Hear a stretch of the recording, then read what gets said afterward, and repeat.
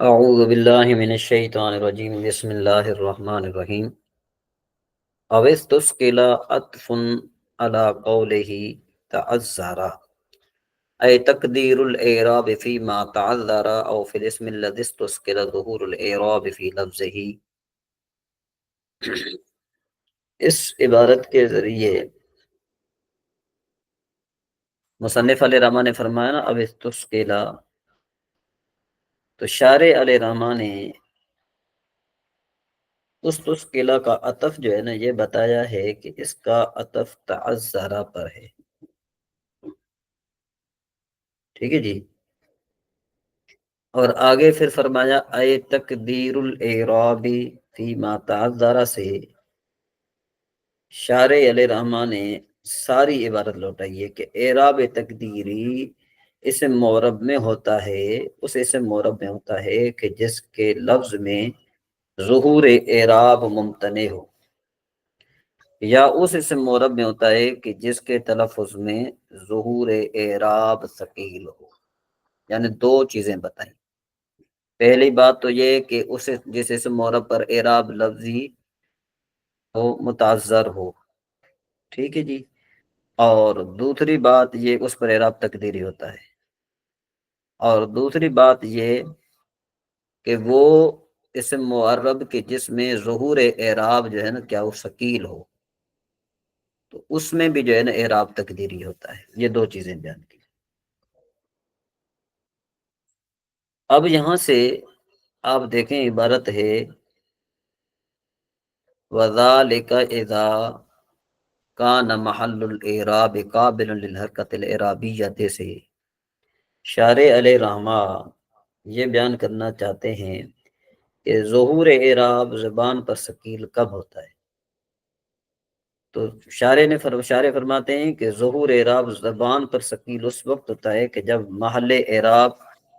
حرکت اعرابیہ کے قابل ہو لیکن لفظ میں اس کا ظہور دشوار ہو، جیسے اس اسم میں جس کے آخر میں یعنی کیا ہے کہ ہو اور اس کا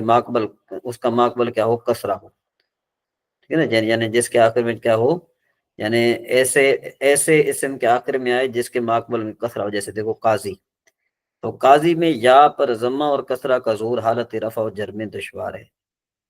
لیکن حالت نصب میں یا پر فتح کا ظہور دشوار نہیں، کیونکہ فتح اخف الحرکات میں سے، تو جس کا دخول جو ہے نا یا پر ثقیل کو لازم نہیں کرتا، اس پر آ جاتا ہے۔ لیکن باقی جو دوسری بات جو تھی کہ بھئی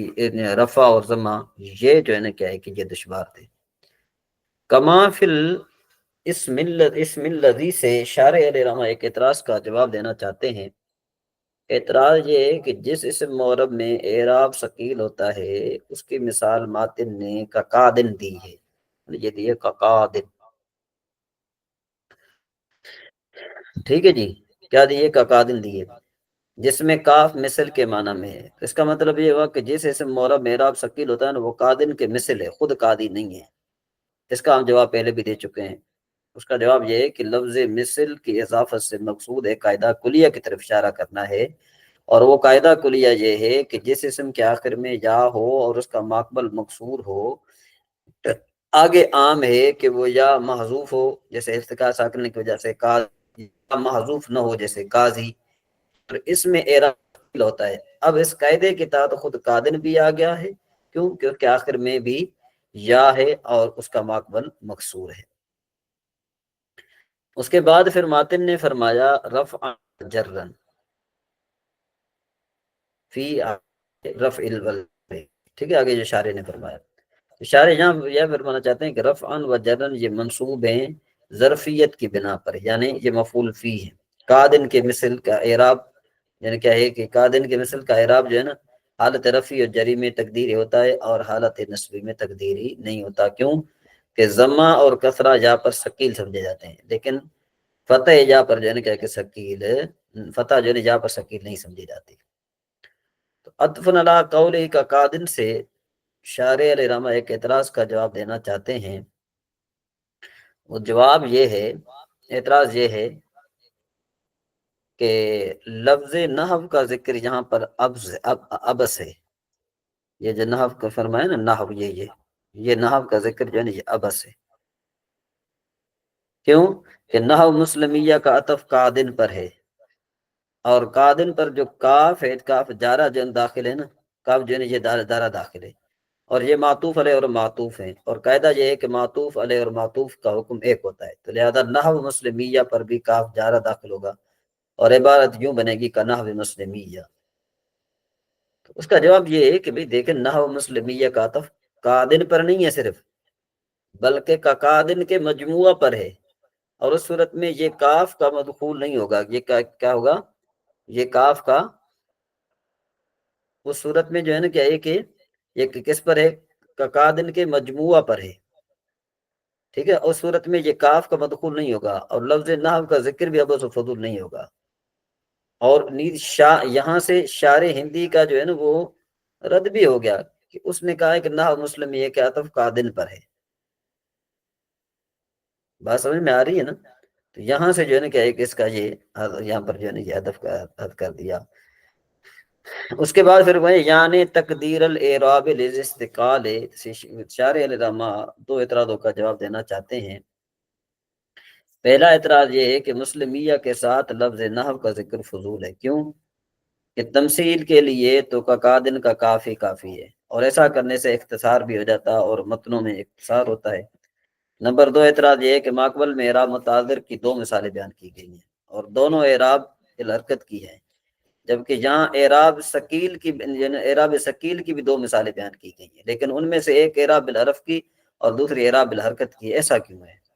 تو اس کا جواب یہ ہے کہ مسلمیہ کے ساتھ لفظ نحو کا اتصال تمثیل کے لیے نہیں ہے، بلکہ یہ اشارہ کرنے کے لیے ہے کہ قادن میں تقدیر اعراب از قبیل تقدیر جو ہے نا اعراب از قبیل حرکات ہے، اور مسلمیہ میں از قبیل حروف ہے۔ باقی رہی یہ بات دوسرے اعتراض کی، تو اس کا جواب یہ ہے کہ اعراب متعذر چونکہ اعراب بالحرکت کے ساتھ خاص ہے، اس لیے اس کی دو مثالیں ایک ہی نوع کے بیان کی گئی، جبکہ اعراب جو ہے نا ثقیل جو بالحرکت ہے،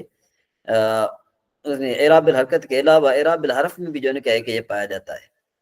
اعراب ثقیل کیا ہے، اعراب بالحرکت کے علاوہ اعراب بالحرف میں بھی پایا جاتا ہے، اس لیے اس کی مصنف نے دو مثالیں اور دو نوع بیان کی ہیں۔ اس کے بعد اب آپ عبارت دیکھیں گے، یعنی تقدیر الاعراب، یہاں سے مصنف علیہ رحمہ نے کہا تھا کہ رفعن، تو شارح نے یعنی تقدیر الاعراب سے کہا کہ مسلمیہ میں اعراب تقدیری حالت رفع میں فقط ہوتا ہے، اور حالت نصب و جر میں اعراب لفظی ہوتا ہے، تو اعراب تقدیری نہیں ہوتا۔ تو جانی مسلمیہ، تو مسلمیہ دراصل مسلمون آیا تھا، پھر نون بوجہ اضافت کے گر گیا تو مسلمویہ ہو گیا، پھر واو کو یا کے ساتھ تبدیل کیا، کیونکہ یہ قاعدہ ہے کہ جب واو اور یا جمع ہو جائیں اور ان میں سے پہلا ساکن ہو تو پھر واو کو یا کے ساتھ تبدیل کرتے ہیں، تو جب واو کو یا سے تبدیل کیا تو یا کو یا میں مدغم کیا، اور ضمہ کو کسرہ کے ساتھ تبدیل کر دیا، تو علامت رفع کی جو علامت تھی وہ واو اور واو جو علامت رفع واو تھی نا وہ لفظوں میں باقی نہیں رہی، تو حالت رفع میں اعراب تقدیری ہوگا،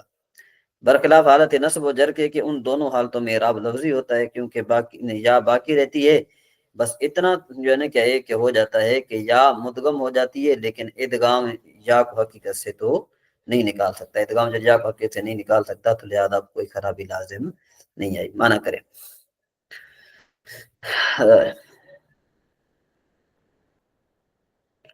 کہتے ہیں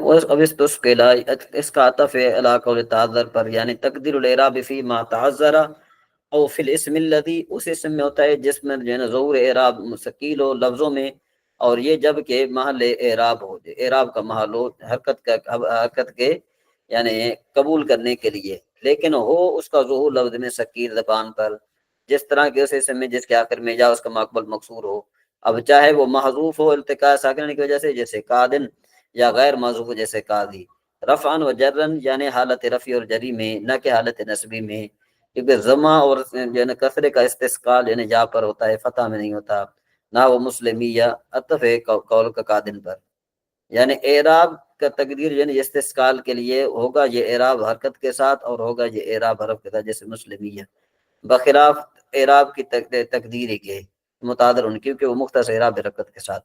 رفانیہ نے اعراب کا تقدیر اعراب جو ہے نا یہ مسلمیہ میں جدی نیست کہ یہ رفع کی حالت میں فقط نصب اور جری کی حالت میں نہیں ہے کیوں کہ جانی مسلمیہ اس کا اصل میں تھا مسلمیہ مسلمویہ